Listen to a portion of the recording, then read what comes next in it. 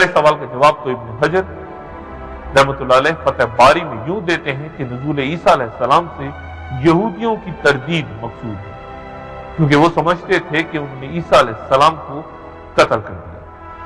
اللہ تعالیٰ ان کے جھوٹ کا پردہ چاک فرما کر انہیں عیسیٰ علیہ السلام کے ہاتھوں قتل کرائے۔ دوسرے امامت سے متعلق سوال کا جواب ابن جوزی رحمۃ اللہ علیہ یوں فرماتے ہیں کہ اگر عیسیٰ علیہ السلام آگے بڑھ کر امامت کروا دیں تو اس سے دلوں میں یہ شبہ پیدا ہو سکتا ہے کہ کیا وہ نائب کی حیثیت سے آگے بڑھے ہیں یا نئی شریعت لائے ہیں۔ چنانچہ ان کا مقتدی کی حیثیت سے نماز پڑھنا یوں ضروری ہے کہ رسول اللہ صلی اللہ علیہ وسلم کا یہ قول کہ میرے بعد کوئی نبی نہیں آئے گا شک و شبے سے غبار آلود نہ ہو جائے۔ اس نماز فجر کے فوراً بعد حضرت عیسیٰ علیہ السلام دجال کے خاتمے کا ذمہ اپنے سر میں لیا۔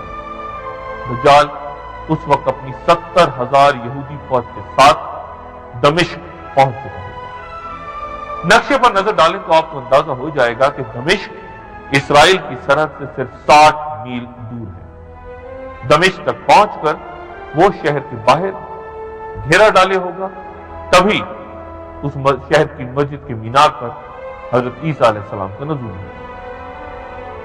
حضرت عیسیٰ علیہ السلام نماز کے بعد شہر سے باہر دجال کی فوج سے ٹکرائیں گے، یہودیوں کو شکست فاش ہوگی اور 70,000 یہودیوں میں سے تمام مارے جائیں گے۔ دجال فرار ہو کر یروشلم کی طرف بھاگے گا، وادی عفیق سے گزر کر وہ لد کے مقام پر پہنچے گا اور یہیں حضرت عیسیٰ علیہ السلام اسے دبوچ لیں گے۔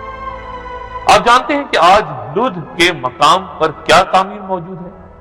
وہاں اسرائیل کا ایک عظیم الشان ایئرپورٹ ہے، یعنی شاید دجال اپنے کسی ہمدرد مغربی ملک کی طرف بھاگنے کی کوشش کر رہا ہوگا جب ابن ماجہ کی روایت کی گئی حدیث کے مطابق اس عمارت کے شمالی دروازے پر حضرت عیسیٰ علیہ السلام اسے قتل کریں گے۔ جب حضور صلی اللہ علیہ وآلہ وسلم نے 1400 سال پہلے یہ حدیث بیان فرمائی تھی، تب لد کے اس مقام پر چھوٹا سا ایک گاؤں تھا اور مسلمان کئی صدیوں تک لد کے اس مقام کی اہمیت جاننے کی کوشش کرتے رہے۔ تاہم 1950 میں حکومت اسرائیل کی طرف سے یہاں ہوائی اڈے کی تعمیر نے دجال کے یہاں سے فرار ہونے کے نقشے کو واضح کر دیا۔ یہ دنیا میں یہودیت کا خاتمہ ہوگا اور تب حضرت عیسیٰ علیہ السلام صلیب بھی توڑ دیں گے تاکہ عیسائیت کا بھی خاتمہ ہو جائے۔ وہ خنزیر کو ہلاک کریں گے اور جنگیں ہتھیار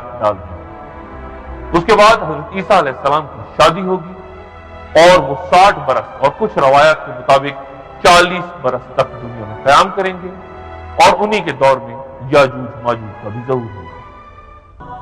حضرت حذیفہ رضی اللہ تعالیٰ عنہ سے روایت ہے کہ ہم باہم گفتگو کر رہے تھے کہ رسول اللہ صلی اللہ علیہ وآلہ وسلم ہمارے پاس آئے اور پوچھا کہ کیا گفتگو ہو رہی ہے۔ انہوں نے فرمایا کہ ہم